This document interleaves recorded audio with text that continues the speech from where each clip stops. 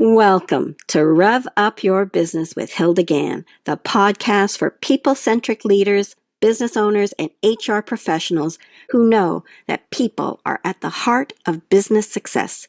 Join me and industry experts as we explore the key aspects of building a thriving company, sharing cutting-edge strategies, impactful insights, and the latest trends to help you ignite your business growth.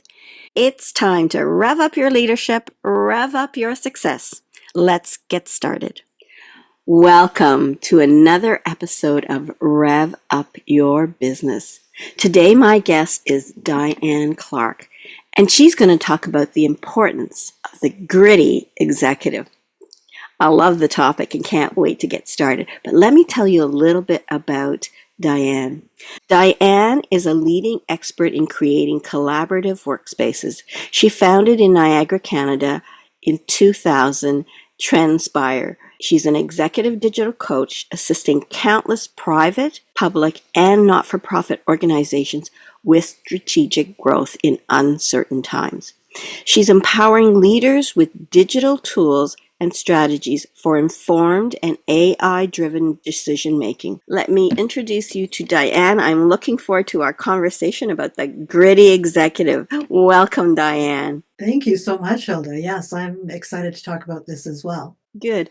You are truly, to me, one of the people that I really look for in terms of technology.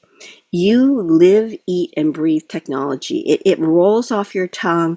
You have this way of synthesizing the what to do in business with the technology piece. And there are very few people that I talk to who even claim that they have that can bridge that gap so fluidly. And this is what I love about our relationship together. I appreciate your kind words. I really love what I do. Yes, I think actually just a little bit of a background because typically people in technology are science driven. I'm actually relationship driven, and that's why I'm in tech, is because I feel that technology leverages time and money to supply more time towards relationship building. I like how you express that because I think that's the distinction is that people who are very tech and sometimes have that difficulty of relating it to the end user. So the end user kind of goes glassy eyed and doesn't really understand. And that's what I've enjoyed about our kind of conversations and work together is that when you speak about the technology piece, it's in a way that the average end user understands. Then they don't feel so scared about it, and you help them feel comfortable to ask those questions. They think, I can't ask that question because I'll hear an answer I don't understand, or I'll hear an answer that will make me even look more stupid than I already am, and you don't do that. So this is my high recommendation endorsement of you is that you bridge that gap so fluidly. Thank you. Well, I hope in the scheme of things, I help executives become more gritty because it is technology does allow executives to really do their job much better, and that's really the reason why I stay in this lane and I stay in supplying tech and making it easier for executives to apply and understand. Well, your lane is a 4-lane highway, not a country road. When you shared with me what you wanted to talk about and the title, the gritty executive, I thought, "Ooh, this is going to be interesting." So, what is the gritty executive? There's no secret formula actually to being a gritty executive. We know gritty executives by those who have made it big, those big names like Steve Jobs and Sam Walton and Sarah Blakely from Spanx. Like a lot of them just have grit. And what is grit? It's maintaining a vision towards accomplishment. It applies to kids, it applies to adults, employees, leaders, grit. Anyone can have grit, but the point is to be diligent and apply careful persistence towards that goal. There are traits that are considered gritty. And they would be things like, rather than shying away from challenges like technology, embracing change, embracing challenges, and having an idea that that is only going to create learnings for growth, something to remain giving rewards to employees who problem solve against those challenges. That's a gritty trait. The word tenacious comes to mind, but not in a negative way, like it's got to be my way or no way. That kind of tenacious. Tenacious towards it's got to work. I got to figure out another way to do it. I'll just keep trying.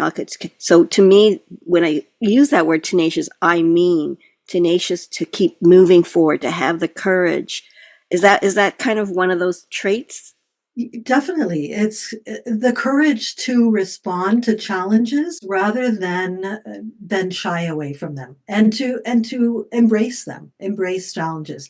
The thing is that if you get too stuck on a goal, sometimes it can detract, and you can be perceived as that can be a negative thing against leaders, because in maintaining your consistent movement towards a goal, it's important to remain patient and supportive of your employees while they learn and grow.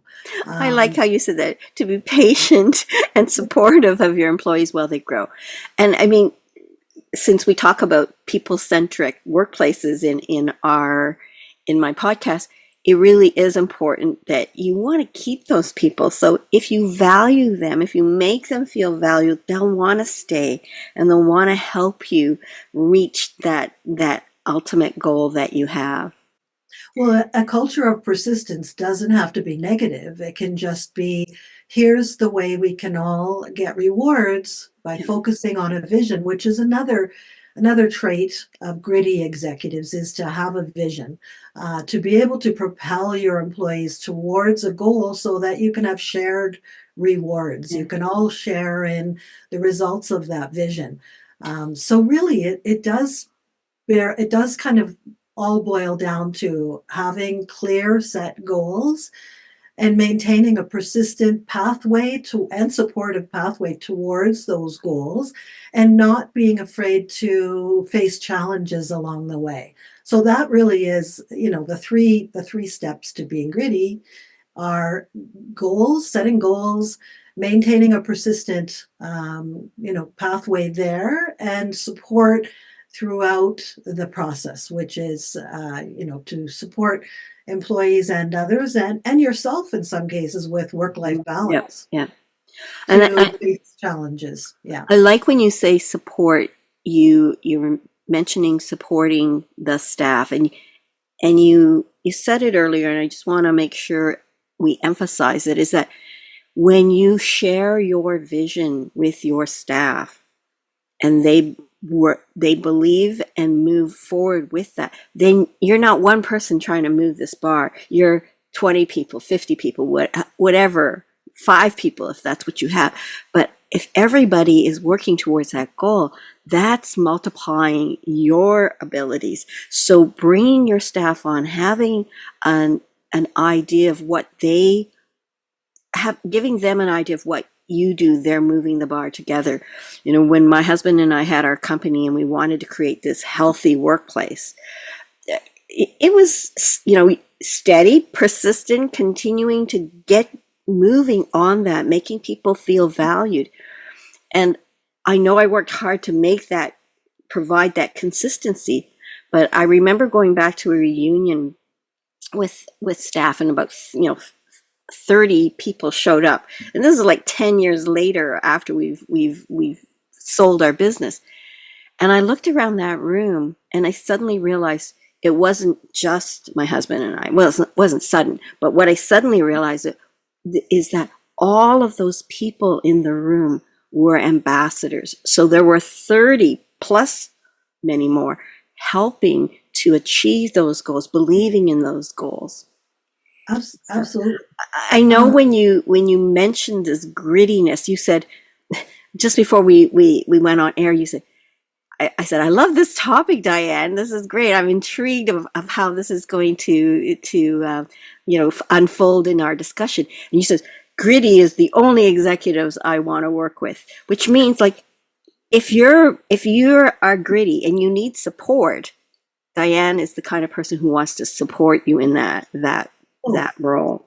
totally, totally. And together, like often as a coach, and I don't often come in as I'm the professional coach. It's kind of a partnership. It is, Yeah. what are your business goals and how can I help you maintain or improve confidence in your decision making? Because at the very root of it, a leader or an executive has to make decisions. The visionary leadership takes decisions on goals.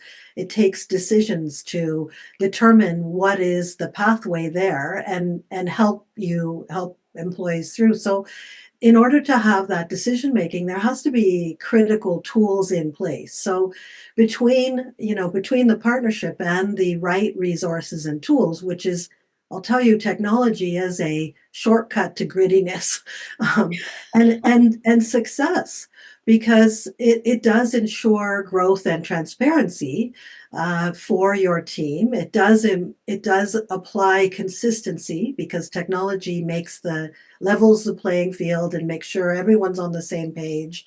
So those things, it is a shortcut to, if you aren't innately gritty, you can actually have tendencies towards being a gritty executive by applying technology. And if you're not confident with technology, which is where a lot of executives are right now, they're challenged by what technology do I add, and I'm afraid of change. I'm afraid of technology. So those two things prevent an organization from moving forward because they reduce the employee's capacity to respond to market changes, to uncertainty. Um, you know, f- from from the time taken to onboard an employee, which can take a day using Excel spreadsheets, to take 5 minutes with technology, which allows more time to work with clients and employees on a one-to-one basis. It allows that employee to cultivate relationships because that technology is in place. So getting through the barrier of of that change, which embracing change, embracing, yes, we need to apply enough money for the right tools, the right technical tools, so that my employees have the capacity to go forward, and I'm not preventing them by creating problems. So when you say enough money, that's going to scare people, right? Yeah, yeah, But I know in previous conversations we've had is what percentage of your budget, sales, or expenses should you be spending on technology? And I know you're going to share this with us in terms of if you spend too little, chaos. If you spend the right amount of money, there's that consistency, that repeatability, the quality, and the reliability. So want to talk a little bit more about what that cost is so we're not scaring away some of these gritty or evolving yeah. gritty executives. I can give you examples and definitely share that. Right, up front, Yep. it's about 5% of gross revenues that you should be spending on technology, and many companies are not spending that. It does appear that they are, but when you do a true audit, um, if those tools aren't integrated, then you're not spending enough on making sure they are integrated and working together. There is, the example that I have is that a really good business owner wanting the best for their employees is responding to the employees saying they want certain types of technology. What happens is you end up with fragmented technologies and friends of friends who are hired to do web pages and social media posts, and it really doesn't end up being a concerted effort towards furthering your business. Your goals of what you think might result in 3 months will actually take 9 to 12 months to result in further sales. And you're not getting aggressive sales, you're actually getting passive sales.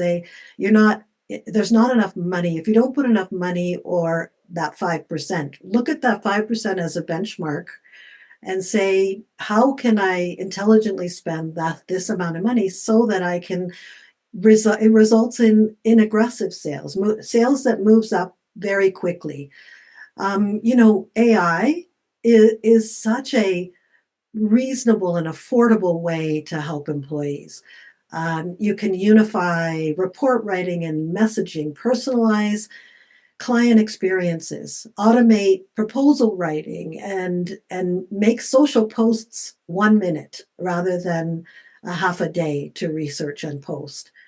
Flagging the right time to hire, AI can help with that. Flagging the right time to buy, flagging the right time to sell.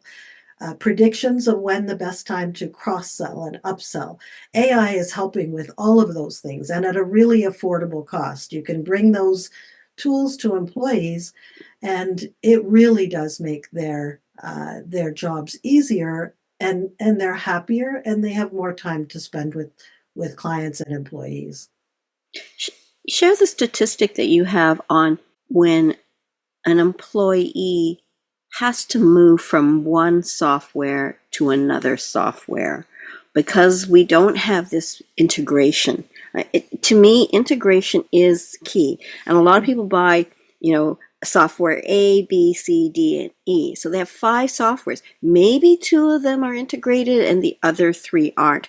And this is where the frustration comes in from the employee. And that's what you're hearing. You're not hearing that, I don't appreciate technologies, is I don't appreciate the challenges that a non-integrated technology provides. Yeah, there's numbers.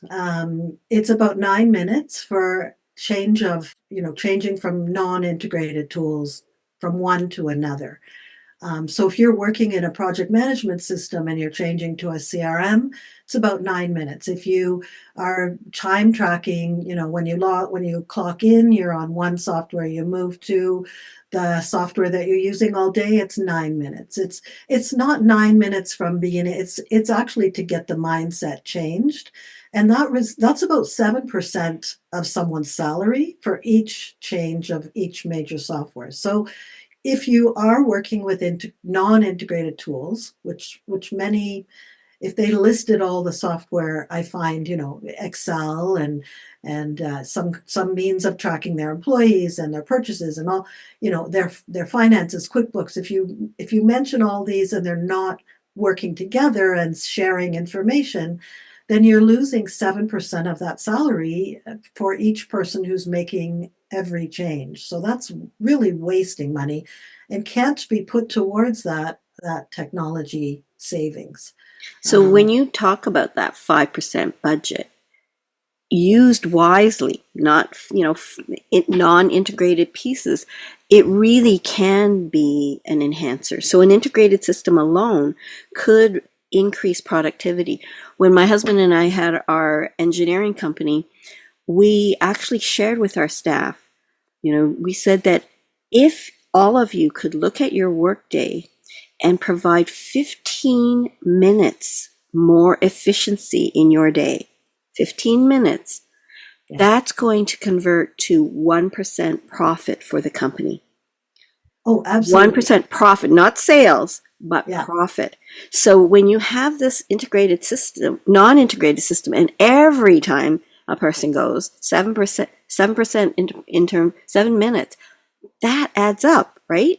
Think of the profit you're going to get when you increase the efficiency of people. So people complain not about technology, about the difficulty they have.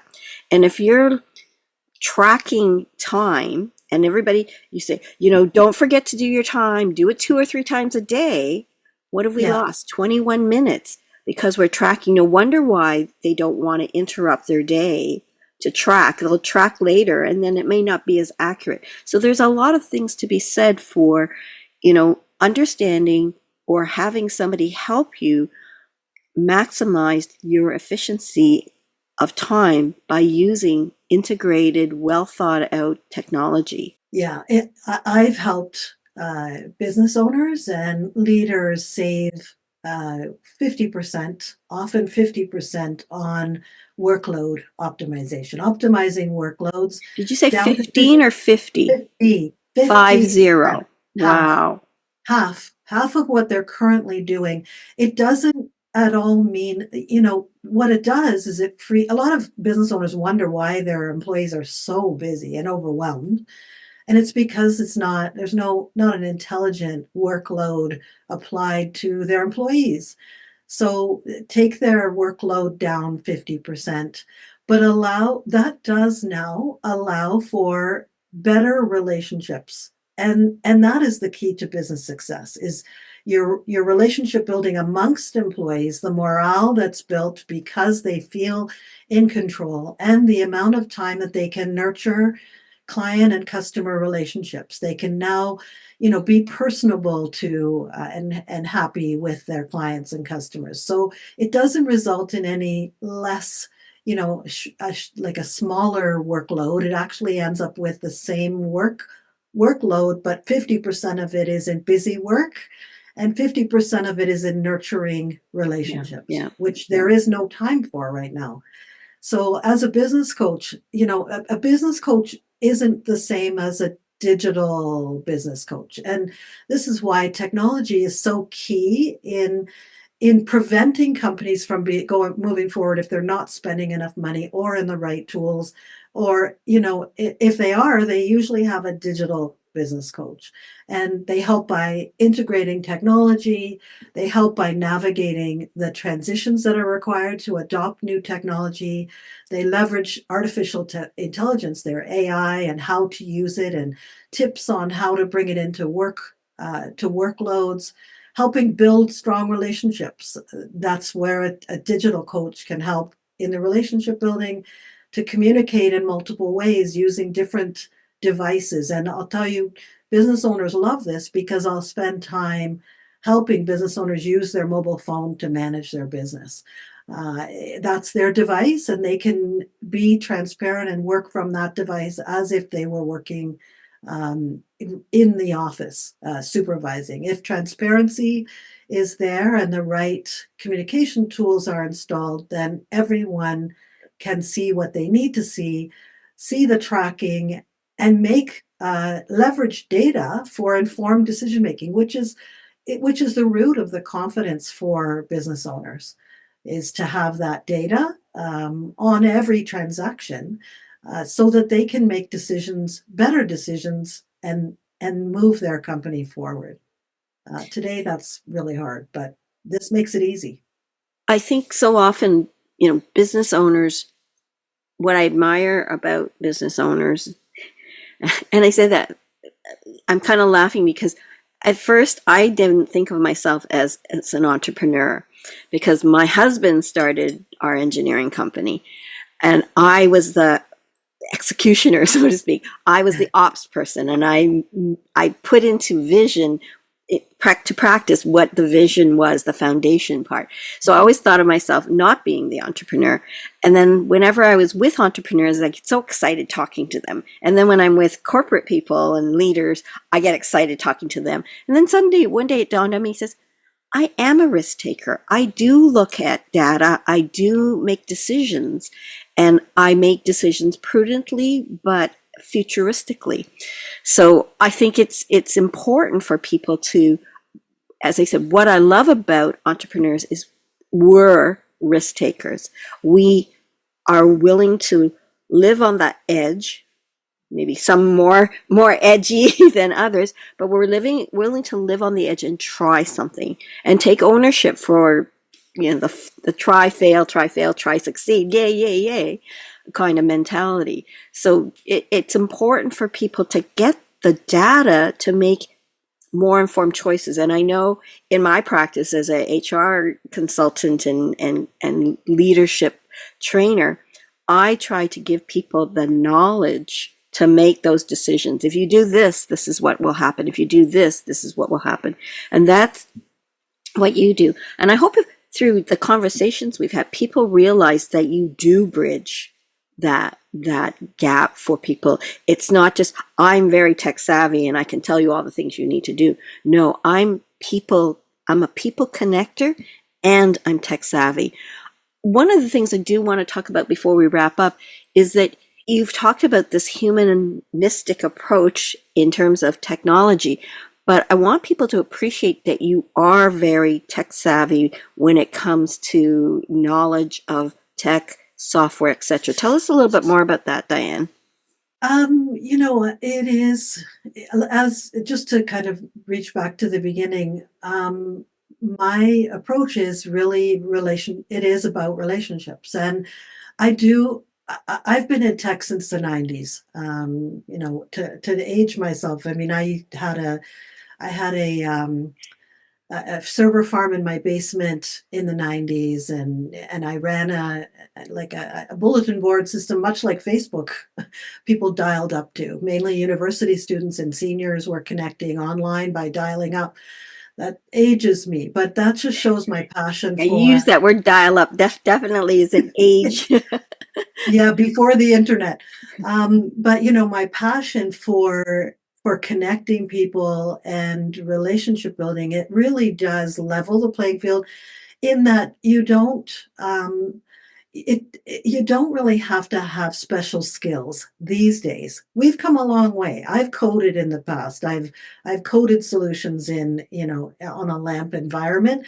And we've come a long way. You don't need to code anymore. There are many AI will allow you to use low code solutions to solve any problem. So you really don't need to go back to the old days. The new days are that things are finally transparent and communication can be done in your preferred style. If you prefer to talk your queries for Google, then you can speak your queries. If you want to write them, then you can write them. You can, yeah, any way that you like on any device that you want. There are ways to contain all of that to result in safe data, which is morally safe and secure ways of collecting data.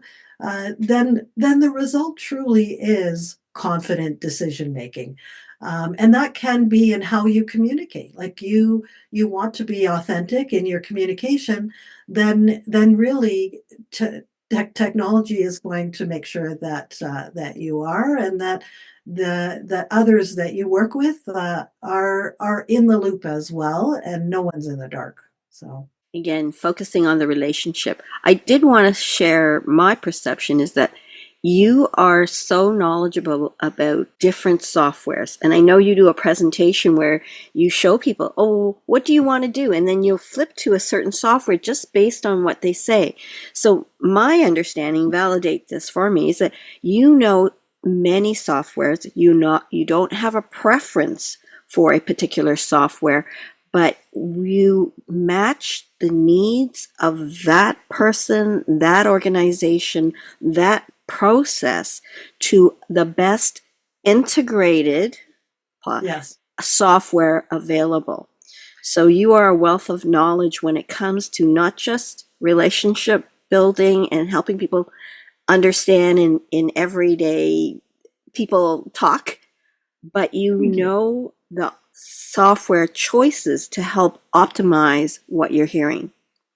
Yeah, I thank you. Because I've been in tech longer than most. I mean, I hate to say it, like my son is a millennial, and he, I've been in tech as long as my kids, have been in tech as well. So the history is that I have a lot, I have a lot of time to learn and to apply to kind of fill that. So I do a choose your own adventure kind of I like series. that. And you do. I've seen it. Yeah, where I'll set up business capabilities, and there's sections of capabilities, and we'll just choose where a business owner sees a weakness and where they'd like to work. And if they select a certain capability, then I'll take them on a journey of what software vendor neutral is what I That's the don't term.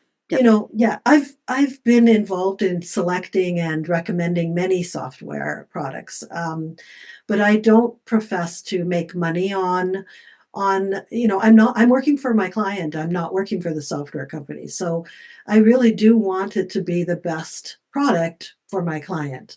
And so I don't want to take commissions on the software. I'd rather give that as a discount, to my clients so they can get a better price on the software. It actually works really well.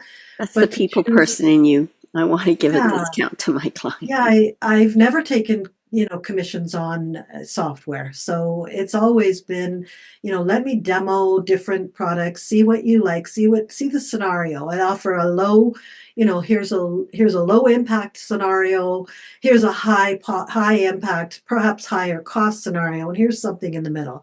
Choose what you like and let's follow that down that path and let's explore what the results can be and will be from that. And yes, I can follow pretty well any capabilities, and I don't profess to know all at one time. I do need time to catch up on research and what's been updated. Usually every 3 months. I don't rely on past research. I'll go out because technology is changing every 3 months. You need to update your knowledge every 3 months on what the newest software is bringing you, and some of it is traditional and well known, and some of the software is not as well known, but uh, very well positioned and affordable. There is so much out there for affordable software that does really fill all the gaps that businesses need to have aggressive sales and to result in sales in within 3 to 6 months for sure. So many things that you shared with my viewers and listeners today. Affordability, vendor neutral, being able to have integrated products, all easy digestible words for the average person, but almost like, wow, you mean we can get that? We can do that? You are that person that can really help people see the possibilities and really appreciate it. You talked today about, you the traits of a gritty executive, the enablers of how to develop that through using technology and AI, and then the value of having a digital coach who will help you find the right solutions that make sense for you as a business owner, you as an organization, and for your employees to enable them to be more productive, and then resulting in a healthier, better, more profitable organization.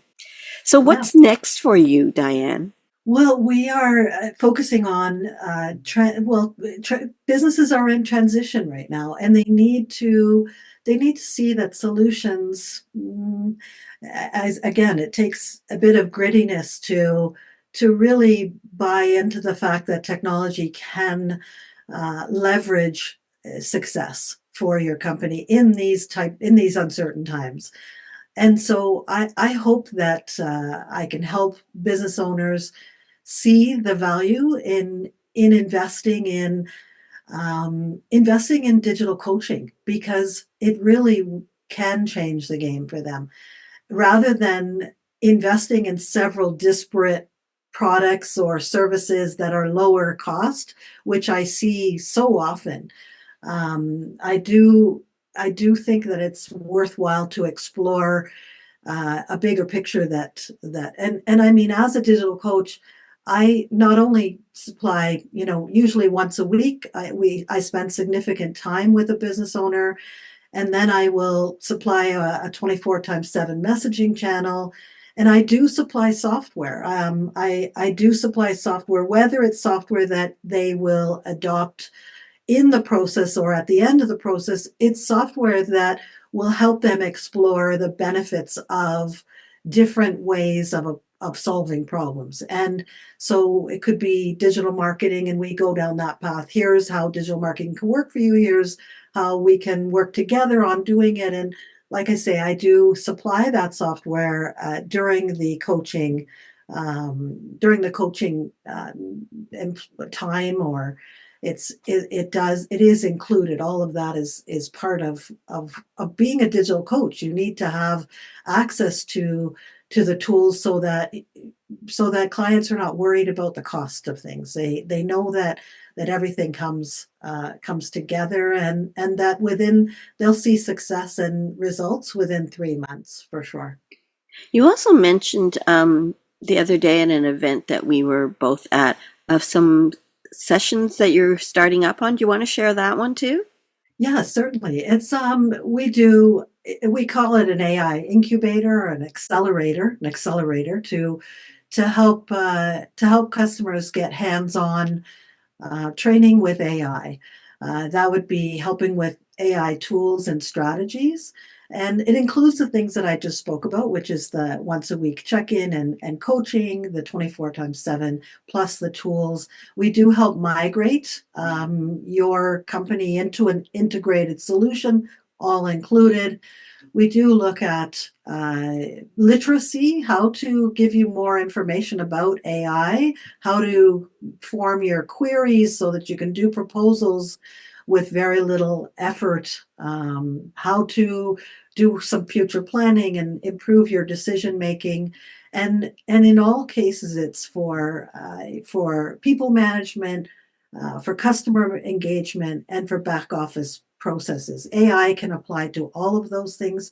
And a little known area is farming. I'm helping develop a farming. There are several farming solutions, and again, we're vendor neutral, but looking at helping farmers apply technology, AI, and Internet of Things (IoT) to manage their crops, so they know before it rains and may ruin or split some fruits or berries.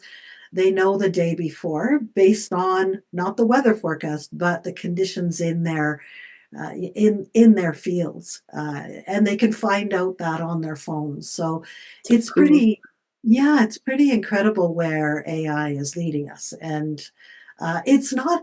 There are definitely challenges again, and to be gritty, you kind of have to roll with those challenges, but to admit and to understand the challenges of AI, but also to be able to take advantage of the areas where there is they can propel you forward.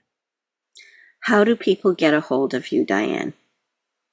Well, I encourage all to look at our website, which is trendspire.com, and get in touch with me at dclark@trendspire.com. Reach out to me. I'm happy to book a meeting or to give you some ideas of how we would work together. Um, I think that would be that's direct to me.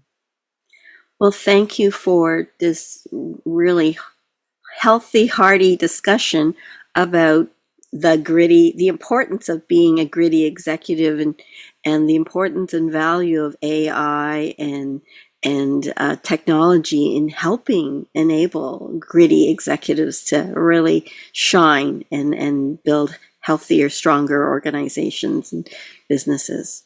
Thank you, Hilda. It's been good, really good. Thank you again, Dianne. And to my viewers and listeners, thank you for joining us on this episode of the importance of being a gritty executive. I really enjoyed sharing and being illuminated to the possibilities of using, technology to help me, not drag me down, but to help me.